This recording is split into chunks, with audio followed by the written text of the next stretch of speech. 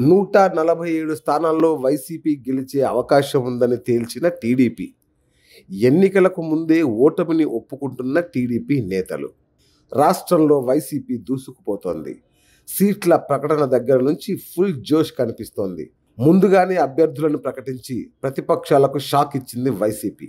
అలాగే సామాజిక బస్ యాత్ర, వై ఏపీ నీడ్స్ జగన్, ఆడుదాం ఆంధ్ర వంటి కార్యక్రమాలు నిర్వహించి నిత్యం ప్రజలతో మమేకమైంది. రాష్ట్రంలో 4 చోట్ల నిర్వహించిన సిద్ధం సభలతో ఒక్కసారిగా ట్రెండ్ మారిపోయింది. వైసీపీ గెలుపు ఖాయమని తేలిపోయింది. ప్రజలు వైసీపీ వైపే మొగ్గు చూపుతున్నారని అనేక సర్వేల్లో తేలింది. దీనికి తోడు చంద్రబాబు నిర్వహిస్తున్న సభలకు ప్రజల నుంచి అంతంత మాత్రంగా స్పందన రావడంతో టీడీపీ క్యాడర్లో నిరుత్సాహం మొదలైంది.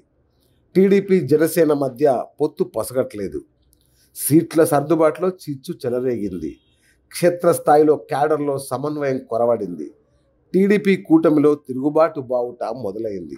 ఇక అనేక సర్వేలు కూడా వైసీపీకి అత్యధిక స్థానాలు వస్తాయని తేల్చడంతో టీడీపీ ఆశలు ఆవిరైపోయాయి. టీడీపీ జనసేన మధ్య సీట్ల షేరింగ్లో చాలా చోట్ల విభేదాలు తలెత్తాయి. దీంతో సీట్ల ప్రకటనలో విపరీతమైన జాప్యం ఏర్పడింది.